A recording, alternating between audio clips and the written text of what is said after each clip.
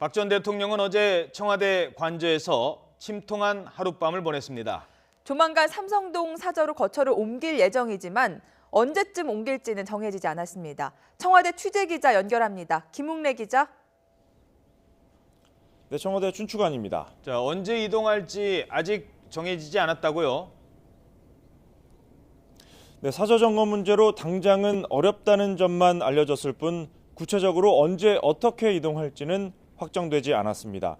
이 삼성동 사저가 워낙 오래 비워둔 집이기 때문에 점검할 시설이 많은 데다 경호상 확인할 부분도 적지 않아서 시간이 걸리고 있는 것으로 보입니다. 때문에 박 전 대통령이 언제 이동할지는 현장 점검 상황에 따라서 달라질 것으로 보입니다. 박 전 대통령 일단 어젯밤은 청와대 관저에서 보냈습니다. 무고하다는 자신의 입장과는 달리 헌정사상 첫 파면이라는 오명을 쓰게 돼 잠을 이루기조차 어려웠을 것으로 보이는데요. 어제 참모들과 만난 자리에서도 박 전 대통령은 침통한 심정을 감추지 못했던 것으로 전해졌습니다. 관저에서 한광옥 비서실장 등 참모들을 만났지만 박 전 대통령은 드릴 말씀이 없다며 말을 아낀 것으로 알려졌습니다. 박 전 대통령 어제는 별다른 입장 표명 없이 침묵했습니다. 오늘은 어떨까요?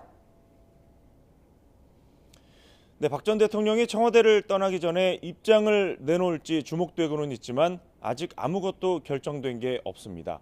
어제 박 전 대통령과 참모들이 만났을 때 3시간 정도 회의를 했습니다. 이때 사저복귀 문제와 입장 발표 문제가 논의가 되기는 했는데요.